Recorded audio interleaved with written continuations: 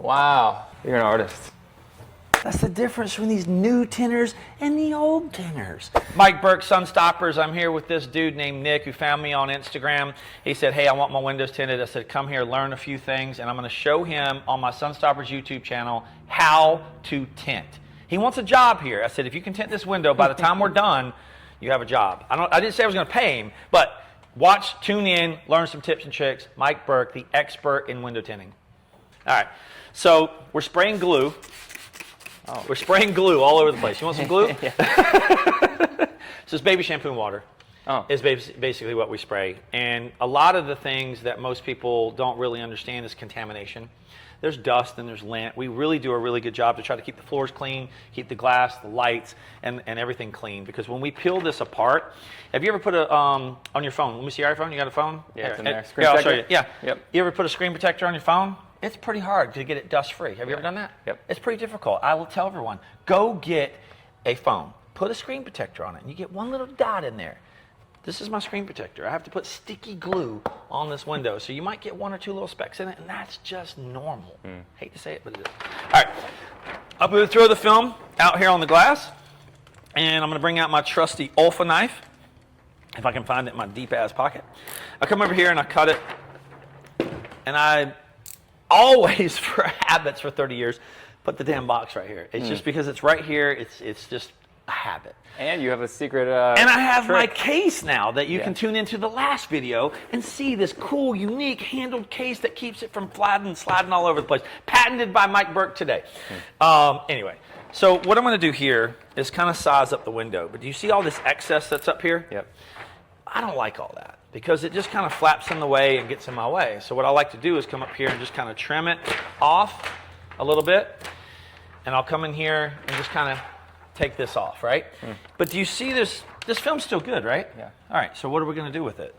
I got to guess. We're going to go and put it right here. So I'm going to save this for another video of how to do that one. So I can recycle my film, basically save it here, and I'll recut that out, right? Okay. When you use a plotter in a shop, all of this is to maximize the waste of the material. So it condenses the film down, gets it really tight, and maximizes. But I want you to come here. I'm going to show you something, right?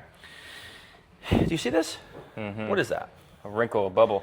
That's not a bubble. It's called basically tension. We call these fingers, right? And these fingers have to be what's called shrunk. They have to be molded down with heat to make the curvature of the glass so it can fit. So I'm taking a flat film and I'm bending it and kind of contouring it to the glass. I'm going to show you that. It's pretty cool. You don't just pull it tight. Nope, you can't just pull it tight. You can't just stretch it. There's not a stretcher big enough to where I can just stretch the film. You might be able to do that with vinyl, like when you do vinyl wraps. You can put it and stretch it a little bit. Not going to stretch. If it stretches, it's barely going to stretch. So here's the thing. You see the gasket at the bottom? Yep. Okay. Is it straight or is it curved? It looks straight, but it seems like it could be curved. It is curved. Okay. So what happens is if I try to put something straight on here, right? It's not really going to be straight because of the curve that we have in it. If you see it, it does kind of contour and curves around a little bit, like, yep, right? So what a lot of people do, and the old Mike, back in the day, I was so fast at doing this shit that I would just cut corners and just put my knife down in that groove and just kind of go whoop. And guess what happens when I do that? It seems like what I would do. I would just take my knife and run it down in here. Yeah. But you know what happens? You see that gasket? It gets cut on. Oh. It gets cut, like a little nick in it, like a hair, like you nicked it. Yeah. You nick your razor, like you cut yourself with razor. Yeah. That's what happens. If you're not an expert like me, that's usually what happens. But for the audience that likes to do it yourself, for all these newbie tinners that want to get into hand cutting, I'll show you some tricks, right? So here we go. This is business tip number 1. You don't want to be buying gaskets for customers. Tip number 1, don't be buying shit you break. You're going to go out of business if you do that, right? All right. So anyway, I've got the film kind of laid out over here. I've got the film laid out over here, and it's wide, it's big. So what I'm going to do is I'm going to pop this blade. Do you see this blade? I just popped it. And what that means is that this blade pops and it gets sharper, but it gets dull every time I make a cut. So 1 to 3 cuts, you want to pop it. That fast? That fast. It's stainless steel, but here's the thing. Back in the 80s and 90s, these were from Japan, and they were really good stainless steel. They say from Japan. But I'm not sure how much good steel they're using today. These things dull out really, really quick now. They used to, years ago, I could go almost a whole day with this thing. Now, the technology, the way it is, we're a disposable society. It's like refrigerators, microwaves. You buy them 20, 30 years ago, they last for 20, 30 years. You buy them now, they last 5 years, you got to get a new one. Razor blades It's too. just razor blades too. Wow. So anyway, I'm going to come over here to the trash, throw that in there. Now, one thing that you can do is you can come here and kind of run this over top of, and just kind of basically cut it. So I use this as a shield to not cut that rubber. Did you see that? Yeah. That's pretty cool, right? I didn't damage your car. Is the tint supposed to go under the gasket It still? is. But what I am doing here is I am sizing up this curve so that when I pull it down a little bit to get it down below the gasket a little bit, it's going to fit the curve so it's not uneven. Okay. Does that make sense? Yep. Got it. Step one. Educational class with Mike Burke. Want to make sure that I did cut all the way through. So I'm going to come in here and double check just to make sure I cut all the way through. Boom. Okay. Now, what I'm going to do here is look at what I've got in the gasket. And I look at how much glass is over here. And I look at how much there. So what I'm going to do is also see that I have enough film over here. So when I cut this, I want to slide it over a little bit, right? So I'm going to cut into this little gasket up top. And then when I do that, I know that I have enough material left over here to slide it down. So one of the biggest mistakes most people make in hand cutting is they didn't leave themselves enough room to maneuver the film back and forth. Yeah. They'll cut it short and they'll be like, shit. Yeah. Big mistake. New piece of tint. New piece of tint. You just wasted money. There goes all your profit. Wow. Another blade. It's cut crazy. down, right? So now I'm going to come in here, pop this in here. I'm going to rod this up. Run that up. Boom. Pop this in the trash. There we go. Now, I've got this. I'm going to make sure that I got enough water to make sure I can slide this material over a little bit, right? So now I'm going to come in and slide this material over. Let me see. Make sure. Yep. So here we are. See this? Does that look like it's covering now? It's back here. It's covering a little further. Yep. See that? Okay. Now what I'm going to do is I'll make sure that's going to fit. I'm going to make sure that's going to fit. Then I'm going to come over here and I'm going to pull this film down a little bit. See how it's now touching the gasket and it's now down? Yeah. So I know it's going to fit a little lower here, a little wider here. One of the things I've got to do now is I've got to come over here and trim this back edge. Now, you take out your trusty knife. Watch this. Come over here. I'll show you. This is really cool. So, if we come in here, I'm going to pop the blade in here at the top above. I'm going to run it down. Okay? I stopped right before I got to the gasket. Boom. So I made sure I didn't cut into the gasket. You can't get in a hurry or you will cut the gasket. Pop it, throw it in the trash. Now, if you see here, I have that rounded edge. See where I started with the edge just a little bit rounded? So that tells me where I'm going to start rounding that edge, right? That kind of gives me the key point right there. See where it starts curving? Yep. That lets me know that I can do this, right? But let's come over here. I'm going to educate you a little bit more. See this tension? See how it's puckering? Yeah. If I started to cut my knife here, guess what's going to happen? It's going to kind of run over that pucker a little bit, right? Yeah. It's not going to be a smooth, clean edge. Yeah. So what am I going to do? I don't know. Smooth it out. Oh. So I'm going to come in here, and I'm going to smooth that out. Are those gone? Yeah. Now I'm ready to cut that top edge. So I'm going to take the knife out. I'm going to come in here. I like to float it. A lot of people do this different. I used to do it really kind of like this. A lot of people can do it like this. So I'm going to kind of sit it. This is kind of like I call it the pancake. So we're going to come in here and make some pancakes, right? Why do you call it the pancake? Because it's flat. Okay. I want it to sit flat like this. All right. And so what I'm doing is I'm going to kind of get it up in here. I'm going to pop it like this. And I'm just going to run it really nice and smooth.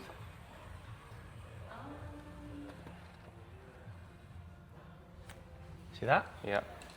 and then I'll pop this, look, pop it away. Got that? Yeah. So what I did is I left a little bit here. See this? Yeah. Right here. Right there. And then I left a little bit here. See that? Yeah. So I'm going to show you in video number 700 how I'm going to fix that. Right? Because I'm going to come in here and I'm going to use one of these tools like this as my straight edge. And I'm going to come back and I'm going to cut it and trim it and size it to be more fit in the window a little better.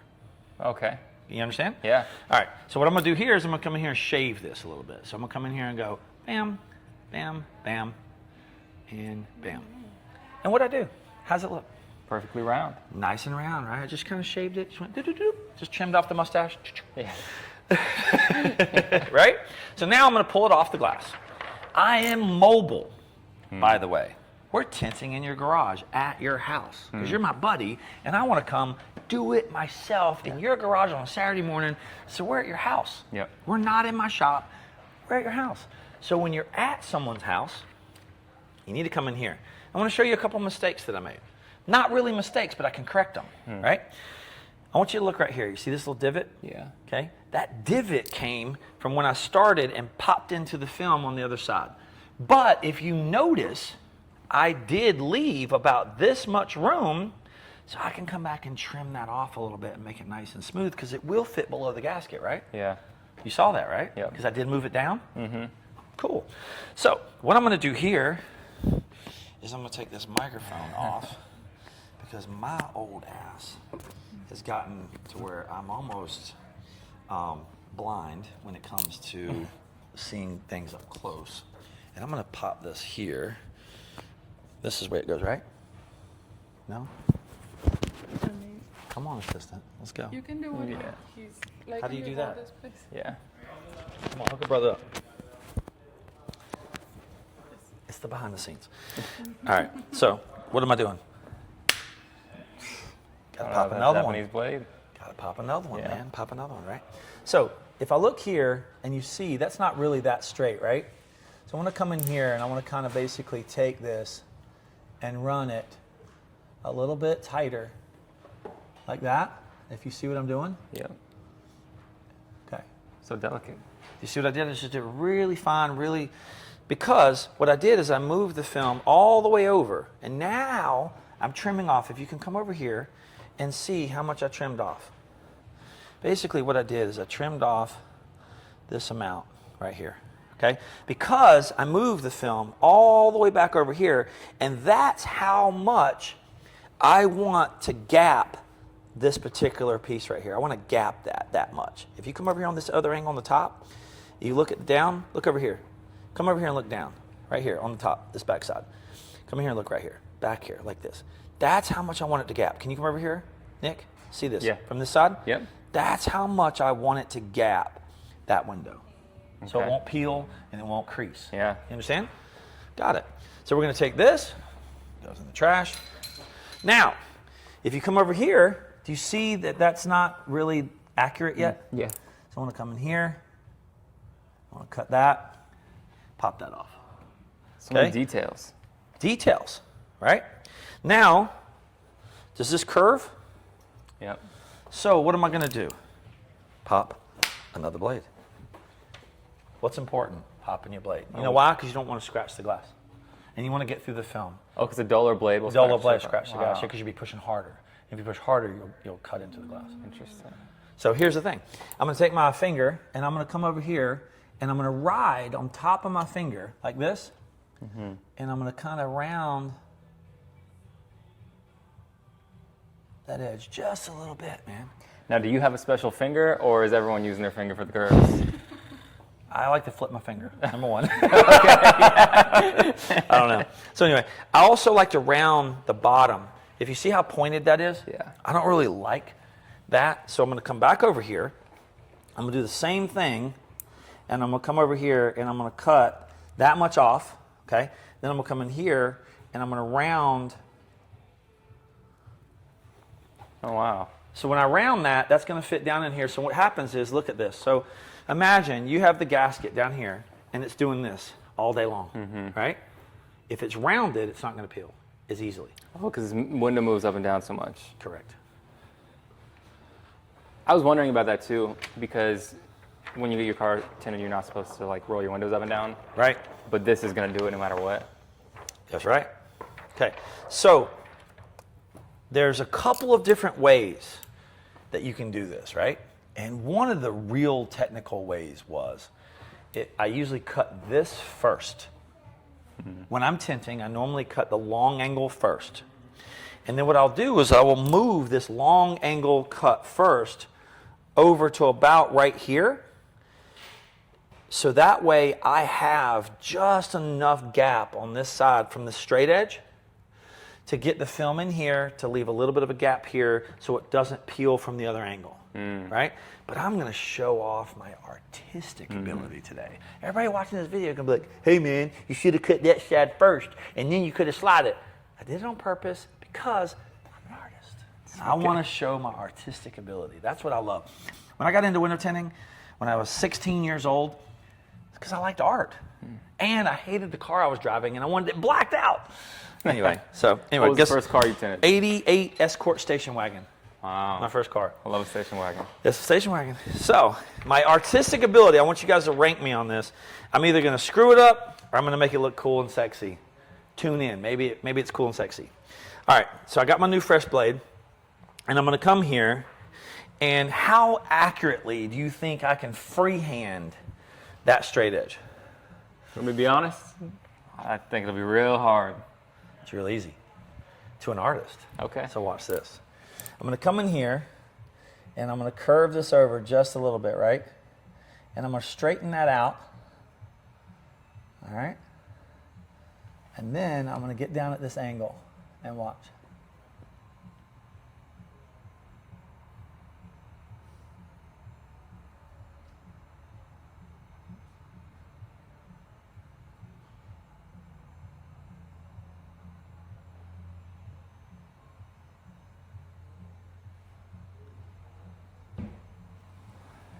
Is that pretty straight? That is surprisingly straight. Wow. You're an artist. You're an artist. That's the difference between these new tinners and the old tinners. I did that because it's fun, right? We're creating a fun video, educational video on YouTube, so everybody can look and see what old tinters used to have to do every single day. We're mobile. We didn't have shops. We didn't have good lighting. We didn't have glass walls. This was how I tinted a window. I basically showed up at somebody's house and started tinting windows on their car. Are the younger guys that work at the shop doing this? No. Here? No. Really? No. No, they can't do it. We have to come over and bail them out. They try to do it, and then they call us, hey, Dad, can you come over and tint this 87 Chevrolet pickup truck, man? Holy. Because there's no template. Right. Difference between a good tinner and a great tinner. This right here. That's your paintbrush. This is my paintbrush. Anyway, so tune in to the second part of this video, and we're going to be sticking this film right here.